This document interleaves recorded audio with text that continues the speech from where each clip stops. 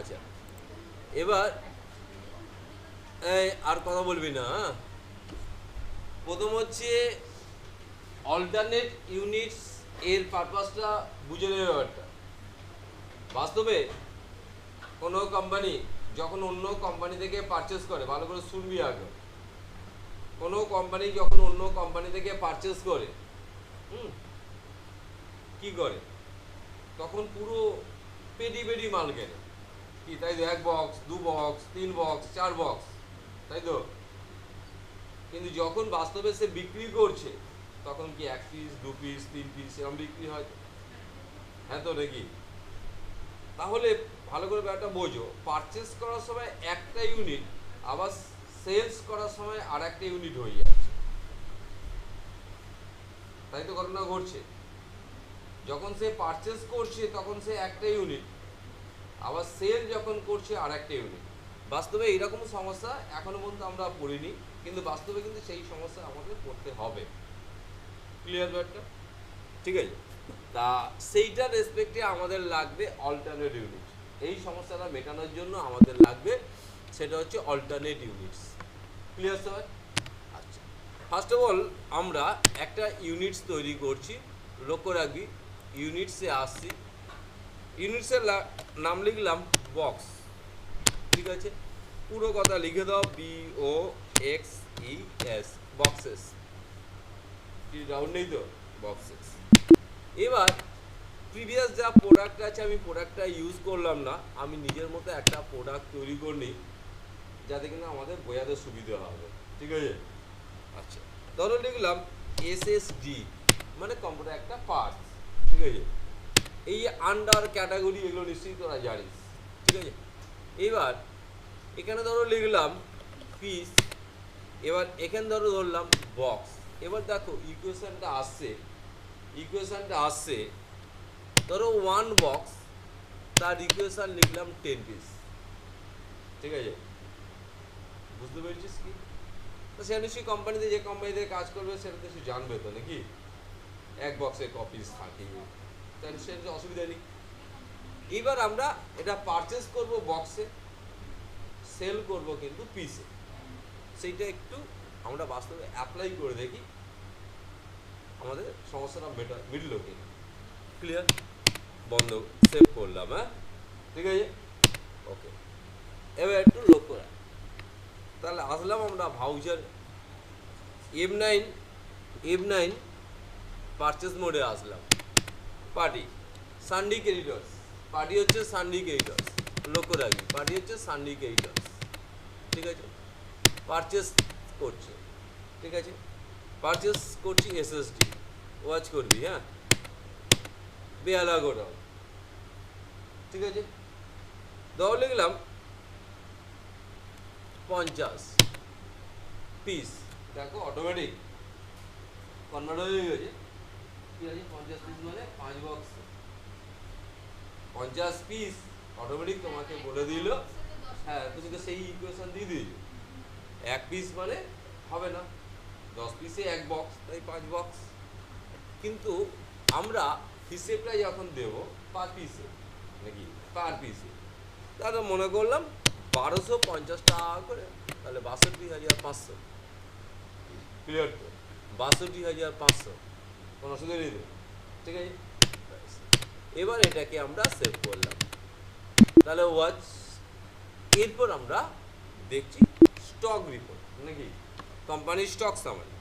এবার একটুখানি ওয়াচ করে দেখো, এখানে SSD বলে SSD বেয়ালা গোডাউনে, লক্ষ্য রাখো 50 পিস আছে। আচ্ছা, আছে তো? এবার আমি সেল করবো যখন, তখন নিশ্চয়ই কাস্টমাররা তো 1 বক্স নেবে না, 1 পিস নেবেন, 2 পিস নেবেন, সেটা করতে পারছি কি? ঠিক আছে, কিনেছি কিন্তু বক্সে, এবার বিক্রি করছি সেলসে মানে পিসে। এবার আসি ভাউচারে, F8-এ সেলসে। ঠিক আছে, F8-এ সেলসে, ওকে, সেলসে অ্যাকাউন্ট।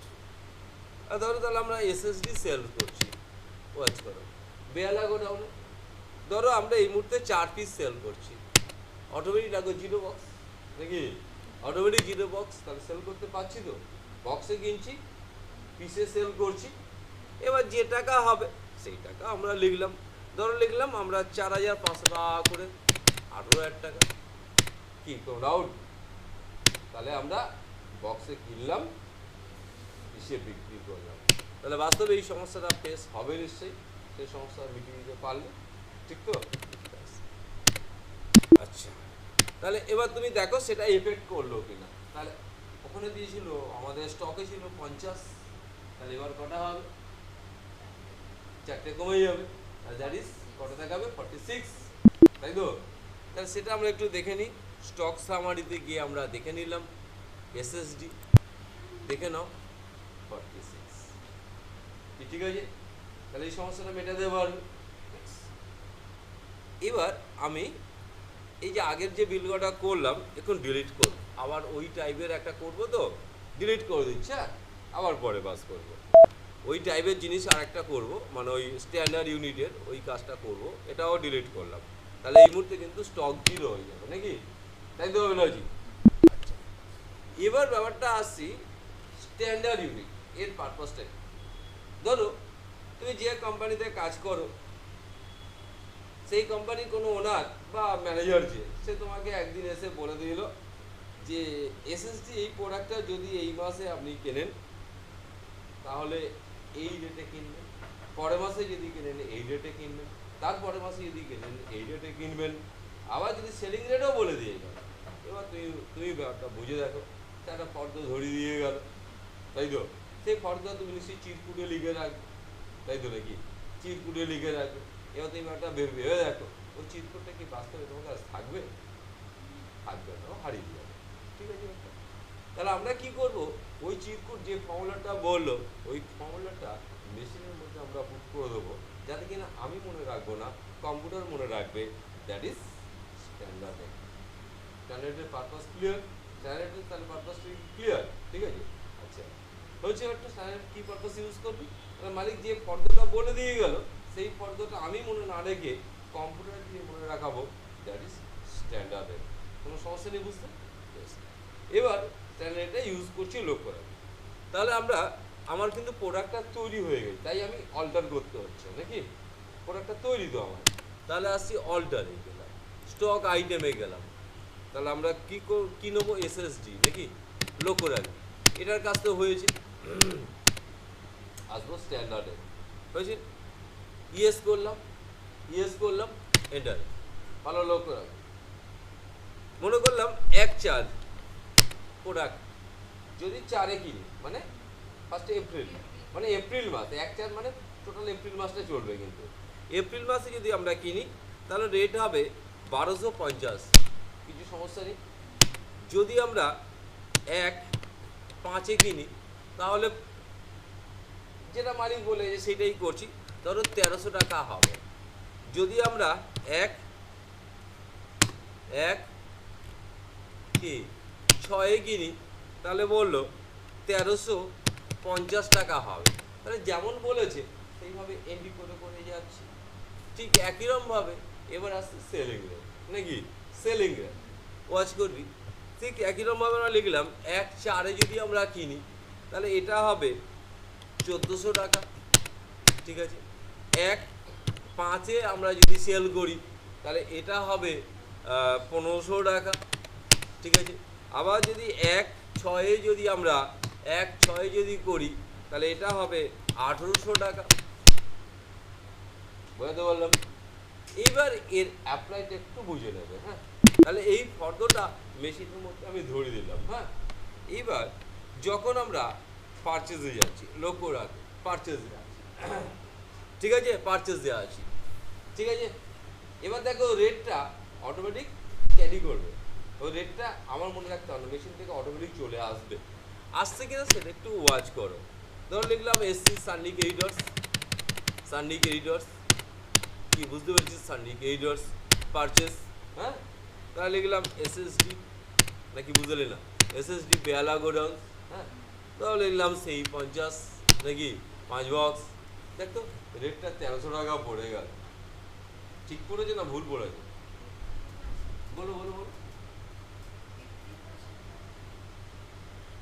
একদমই 1300 টাকা কেন ধরলো? আমার তো মনে 1250 ছিল, তারপর 1300 ছিল, তাহলে এখন দেখতে হবে আমি যে ডেটটা ধরেছি, এই যে কোম্পানি যে ডেটটা অ্যালট করেছি, দেখো ভালো করে কি দেওয়া আছে, 1 মে।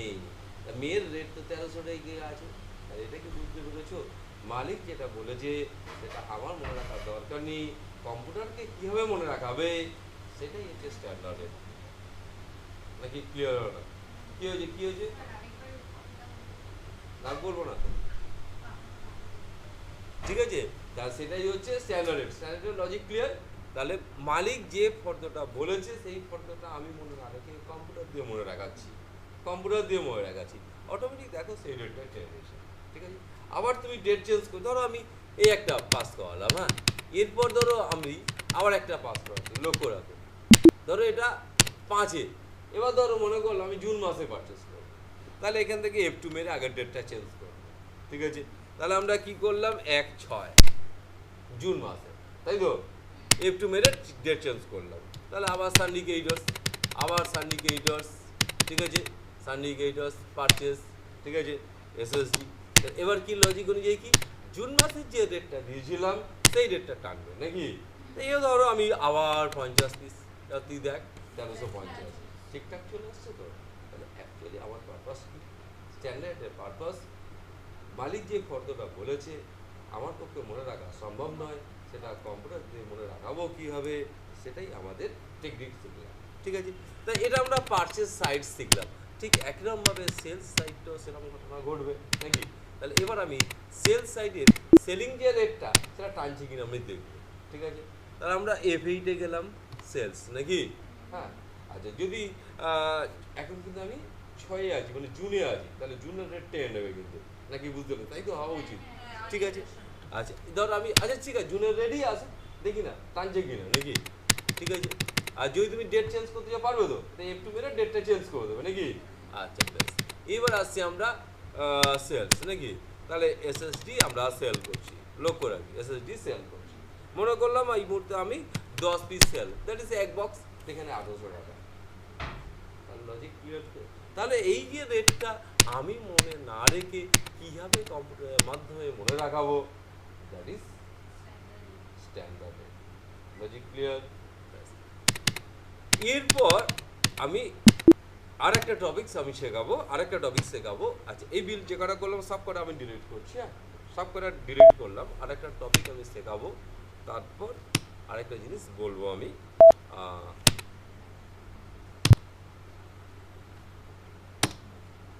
আচ্ছা, এই আমরা ডেট চেঞ্জ করেছিলাম না, ওই জন্য আর আসছে না। কি বললাম বুঝছিস? আমরা ডেট চেঞ্জ করেছিলাম, 1/5 ছিল, ঠিক আছে?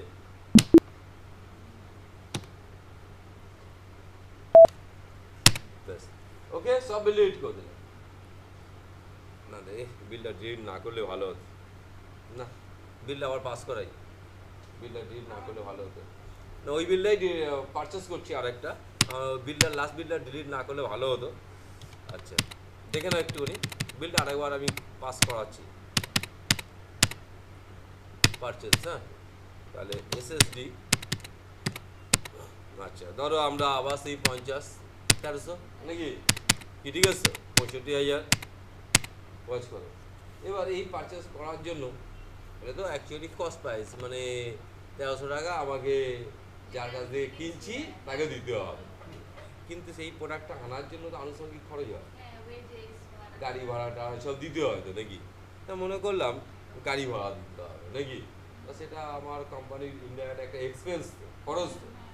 তাহলে আমরা সেই লেয়ারটা তৈরি করে নিচ্ছি, ঠিক আছে? তাহলে লিখলাম TRANSPORT, যেখানে বুঝতে না পারবে জিজ্ঞেস করবি,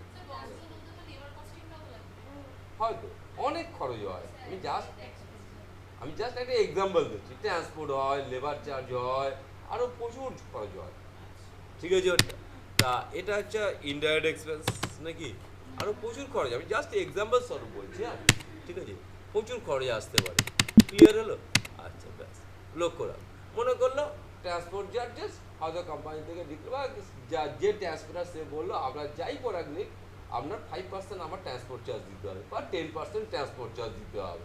তাহলে এখানে কি করছি, 10, তারপর এখানে পার্সেন্টেজ দিয়ে দিলাম, তাহলে ওই 65,000 উপরে কী হবে, টাকাটা বেরিয়ে মানে কমে যাবে, বল?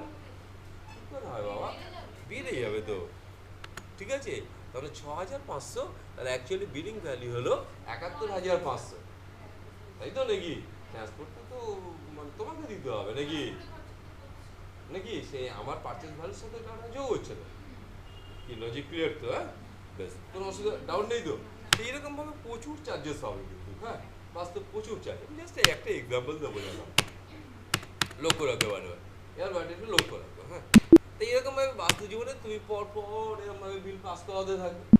এবার লাস্ট ফিনিশিংয়ে তুমি যখন প্রোডাক্টটা সেল করতে যাবে, আর নিশ্চয়ই বাস্তব কি কোম্পানির যে বস বা ওনার থাকবে, তাকে নিশ্চয়ই আমি জানতে চাইবো সেলিং রেটটা দাদা কত রাখবো, নাকি বুঝলে না? এটাই তো বাস্তব করতে হবে নাকি? আমি যখন কোনো প্রোডাক্ট সেল করতে যাব, হ্যাঁ, তাহলে আমি নিশ্চয়ই জানতে যাব ওনারের কাছে, স্যার সেলিং রেটটা একটু বলে দিন।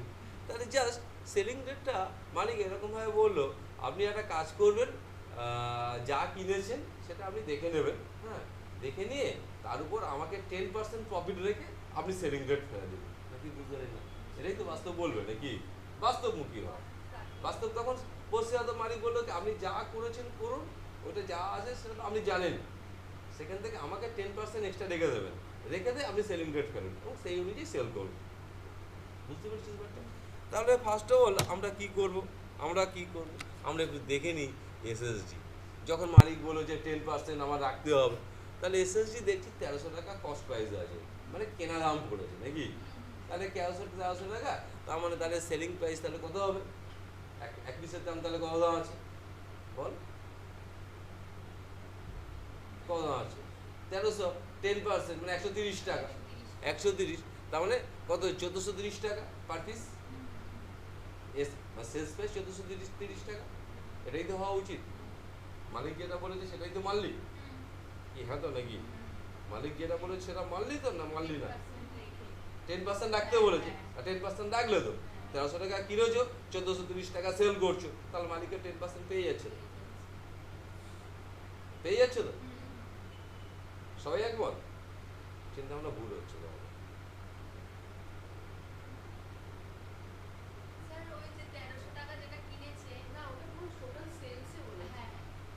হ্যাঁ, মালিক তুমি তো দেখবে, তোমাকে তোমাকে তোমাকে জিজ্ঞেস করবে আপনি কিনেছেন কত করে, পরিষ্কার এই কথাটাই বলবে। ধরো তুমিও যদি একটা কোম্পানির মালিক যদি হও, তোমার যে সাবঅর্ডিনেট যে স্টাফ, সে জিজ্ঞেস করলে দাদা সেলিং রেট কত করবো, তা তুমি তখন বলে আপনি কিনেছেন কত করে বলুন, এই তো বলবে, প্রশ্ন করবে। তা তুমি নিশ্চিত দেখে বলে দাদা 1300 টাকায় কিনেছি, তাহলে আপনি একটা কাজ করুন, 10% প্রফিট, 10% আমার দেখে আপনি সেলিং রেট তৈরি করে নিন, এটাই তো বলবে, এটাই তো বাস্তব বলবে নাকি? ঠিক আছে, হ্যাঁ, তা সেই হিসাবে কত? 1430 টাকাই হয়, ঠিক তো কথাটা? এবার বলো, এই যে 1430 টাকা মালিক যেটা বললো, সেই বলা অনুযায়ী তুমি ঠিক কাজ করলে, ইয়েস অর নো, বা নিজের লজিক্যালি ভাবো, ঠিক কাজ করলে না ভুল কাজ করলে? মালিক যেটা বলেছে তুমি সেই কথাটা মেনে নিলে না মেনে নাওনি, এটাই আমি বলতে যাচ্ছি। কি কিছু ডিফিকাল্ট প্রশ্ন করলাম আমি? জাস্ট এটা দেখে অ্যাকাউন্ট জানতে হবে, বাস্তব লজিকে অ্যাপ্লাই কর, বাস্তব লজিকে অ্যাপ্লাই করে বল যে মালিক যেটা বলেছে সেটা তুই মেনে নিচ্ছিস না, না মানলি না কথাটা? বলো বলো বলো। মাইনেটা নাও কি মারবে না? নিজের জন্য টাকা রাখবে কি ভুল কিছু আছে? আমি এমনি আরে আমি ক্রস করতেই পারি, তোরা তোর লজিকে বল না, ঠিক বলেছিস কিনা? হ্যাঁ হ্যাঁ, 10% মানে তো 130 টাকা, তাতে 1300 টাকা দাম, 130 টাকা যোগ হবে, that is to selling ready. ভুল কোথাও হচ্ছে? ভুল হচ্ছে কোথাও? তুই কি বলছিস? তা পার পিসে 130 টাকা এক্সট্রা হচ্ছে না তোমার? তাহলে আমার ভুলটা কি? তা পার পিস সেল করবি তো, তুই তো পার পিস সেল করবি, প্রতিটা পিসে 10% সে নেবে বলছে, একটা করে পিস সেল করবি, 10% প্রফিট নেবে বলছে, তাই তো করছিস তুই, তাহলে 1430 হচ্ছে না? ঠিক তো?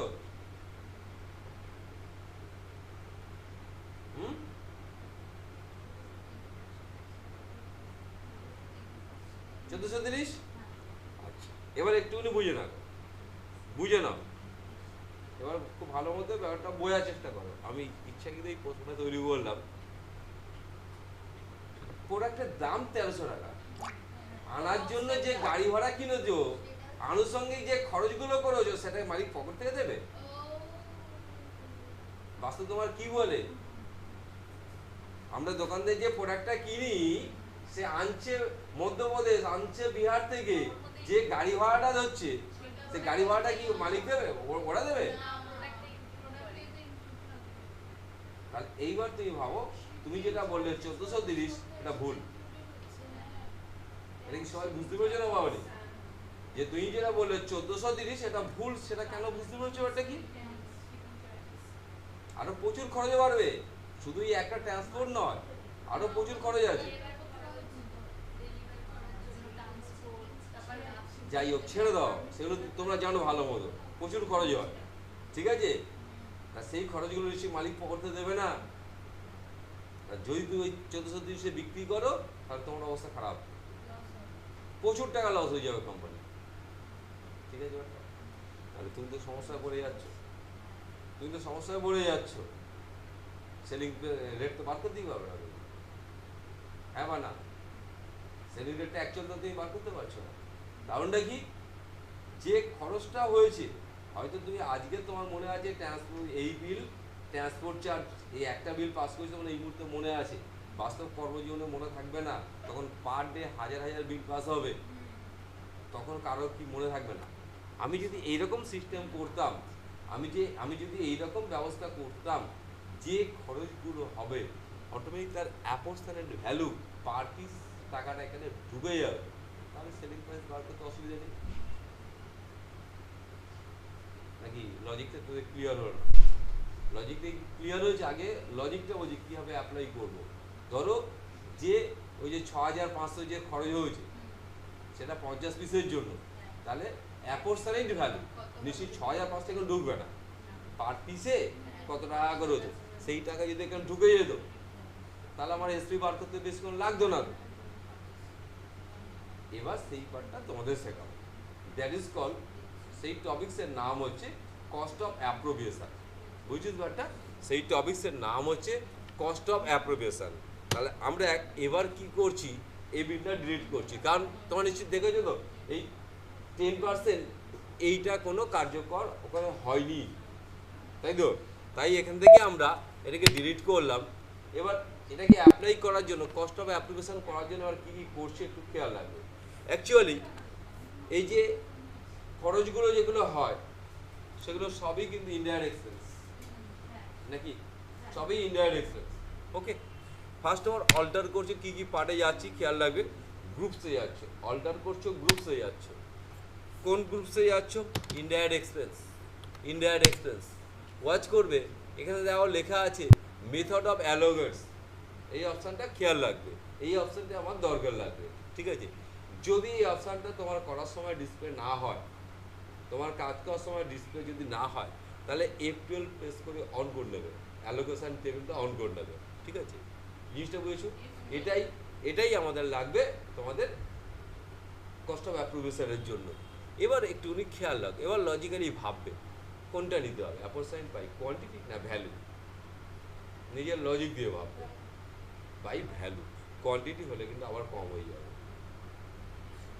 যা টোটাল টাকা তার অ্যাপোস্থানেট ভ্যালুটার উপরে, তাহলে অ্যাপোস্থানেট বাই ভ্যালু, নাকি বুঝলি না? হয়েছে? এবার আমরা বেরিয়ে যাব, লেজারে যাব, ঠিক আছে? প্রথম লেয়ারে আসছি আমরা পারচেস লেয়ার, কারণ এটা পারচেসের জন্যই হবে, ঠিক আছে? এবার লক্ষ্য রাখো, পারচেসে তো এখানেও অ্যাপোস্থানেট বাই ভ্যালু, কস্টেন্টটা দরকার নেই, ঠিক আছে? কস্টেন্টটা দরকার নেই, কি বুঝছো? একটা অ্যাপোস্থানেট বাই ভ্যালু। আচ্ছা, নেক্সট আসছি আমরা আর একটা ট্রান্সপোর্ট, এটাও ওই সেম ব্যাপার, আমরা করব অ্যাপোস্থানেট বাই ভ্যালু, ঠিক আছে? এবার যে বিলটা পাস করেছিলাম সেই বিলটা আবার পাস করাচ্ছি। তোমরা প্রথমে দেখেছিলে যে ওখানে কস্ট প্রাইস দেখেছিল 1300 টাকা, এক্সট্রা যে খরচগুলো করেছিলে তার কোনো এফেক্ট হয়নি। এবার সেই এফেক্টটা হয় কিনা আমরা ওয়াচ করব। তাহলে আসছি আমরা সানডে ক্রেডিটর্স, নাকি? সানি ক্রেডিটর্স নিলাম আমরা পারচেজ লেয়ার নাকি, তার নিলাম এসএসডি ঠিক আছে তো নাকি, তা ধরো আমরা নিলাম 50 পিস 1300 টাকা, কোনো অসুবিধা নেই। ট্রান্সপোর্ট 10% 6500। নতুন কিছু করলাম কি, আগে যা করছি সেটাই করেছি তো। ব্যাস। এবার একটু লক্ষ্য রাখো, বিলটা সেভ করছি, সেভ করলাম। এবার আমরা স্টক সামারিতে যাচ্ছি, অল প্লাস F1 এসএসডি। তাহলে এবার একটু লক্ষ্য রাখো কত হয়েছে, আগে ছিল 1300 টাকা, এবার কত দেখাচ্ছে 1430 টাকা। তাহলে এইবার তোমার যদি বলা হয় সেলস প্রাইস বার করো 10%, তাহলে 1430 এর উপর 10%, তাহলে 143, তাহলে ওর সাথে আরো যোগ হয়ে যাবে, তাহলে আর কোম্পানির লস হচ্ছে। তাহলে যখন মালিক জিজ্ঞেস করে কত কস্ট প্রাইস আছে, তুমি দেখে বলি যে 1430 আছে, তাহলে তার উপর 10% মারছো, তাহলে কোম্পানির কোনো লস নেই। কস্ট অফ অ্যাকুইজিশন বুঝেছো, যা যা এক্সপেন্স হবে এরকমভাবে আমরা এসটাতে অ্যাপোস্টাইল ঢোকাতে হবে, কারণ তো এসপি পার করতে পারবে না, এসপিটা রং এসে যাবে। ক্লিয়ার? আচ্ছা, এটা একটা পার্ট দেখালাম। আর একটা টপিক দেখাচ্ছি,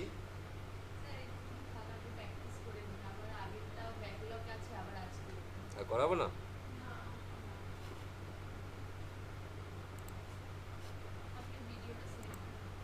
ওই ভিডিওটা চলে গেছে তো।